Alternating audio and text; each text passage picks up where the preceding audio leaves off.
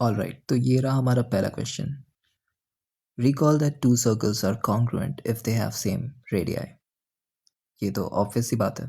अगर दो circles congruent तब होते हैं जब उनकी रेडियस बराबर होती है। कॉन्ग्रुएंट सर्कल्स का मतलब है बिल्कुल सिमिलर साइज और शेप के सर्कल्स। तो ऑब्वियस सी बात है, उनकी रेडियाई या रेडियस तो बराबर होगी ही। हमें क्या प्रूव करना है? Prove that equal chords of congruent circles subtend equal angles at their centre. यानी कि दो कॉन्ग्रुएंट सर्कल्स हैं, अगर उनमें हम इक्वल कॉर्ड्स बनाते हैं, इक्वल लेंथ के कॉर्ड्स बनाते हैं, तो जो ये एंगल सबटेंड करेंगे वो बराबर हो। सेंटर पे जो एंगल सबटेंड करेंगे वो इक्वल हो। So let's try this. दो सर्कल बना लेते हैं। ये रहा पहला सर्कल। दूसरा सर्कल सेम लेंथ का होना चाहिए क्योंकि कॉन्ग्रुएंट सर्कल्स हैं। ये रहा दूसरा सर्कल। थोड़ा सा इसको बड़ा कर लेते हैं। अब ये बराबर लग रहा है।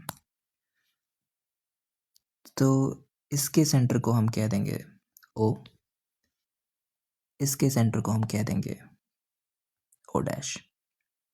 ऑलराइट, अब इनमें हम बनाएंगे दो कॉर्ड्स जो कि सेम लेंथ के हों। तो यहाँ हम बना लेते हैं पहला कॉर्ड, इसको हम कह देते हैं ए बी। यहाँ हम बना लेते हैं दूसरा कॉर्ड और इसको कह देते हैं सी डी। ये इक्वल लेंथ्स के हैं। अच्छा, ज़रूरी नहीं है कि ये ऐसे ही बिल्कुल सिमिलर लुकिंग हो, हम कहीं और भी बना सकते हैं इसको। सी डी यहाँ भी हो सकता है, डजेंट मैटर, बस लेंथ बराबर होनी चाहिए इन दोनों की। सो ये हमने दो कॉन्ग्रुएंट सर्कल्स बना लिए, उन पे दो कॉर्ड्स बना लिए ए बी और सी डी। अब हमें प्रूफ करना है कि ए बी जो एंगल सेंटर पे सबटेंड करता है। लेट्स सी ए बी अपने सेंटर पे कौन सा एंगल बना रहा है। ए को हमने सेंटर से ज्वाइन किया, बी को हमने सेंटर से ज्वाइन किया। तो ये एंगल जो कॉर्ड ए बी ने बनाया है अपने सेंटर पे, वो इस एंगल से जो कि सी डी बना रहा है अपने सेंटर पे, बराबर है। ये हमें प्रूफ करना है। सो लिख लेते हैं यहाँ पे, हमें प्रूफ करना है कि ये एंगल ए ओ बी जो कि पहले सर्कल में है बराबर है angle C O dash T जो कि दूसरे सर्कल में है।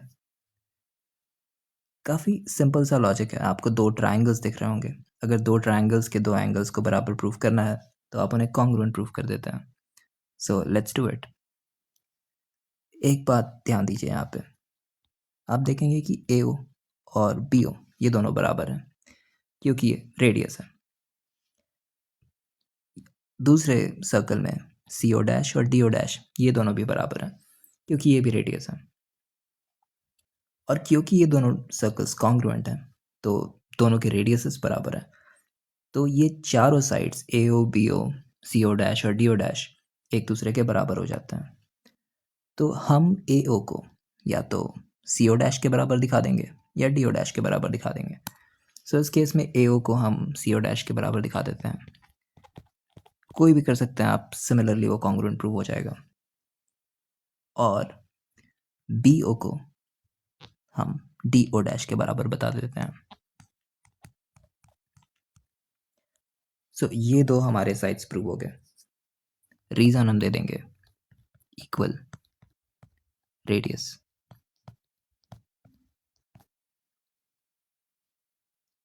एक और साइड बनता है, ये जो तीसरा साइड हम देख रहे हैं ए बी और सी डी, ये तो वैसे ही बराबर है क्योंकि हमने तो लिए ही थे equal chords. These are chords, A B और सी डी कॉर्ड्स हैं और ये दोनों बराबर हैं। हमें इक्वल कॉर्ड्स को ही लेकर प्रूव करना था। सो यहाँ रीजन हम लिख देते हैं इक्वल कॉर्ड्स। सो अगर आप देखें, हमने साइड साइड और साइड को बराबर प्रूव कर दिया है दोनों ट्रायंगल्स के। So by SSS postulate, we can say that triangle AOB is congruent to triangle CO'D. SSS. And since these are congruent, angle AOB should be equal to angle CO'D by CPCT. So therefore, we proved that equal chords subtend equal angle at the center. Thank you.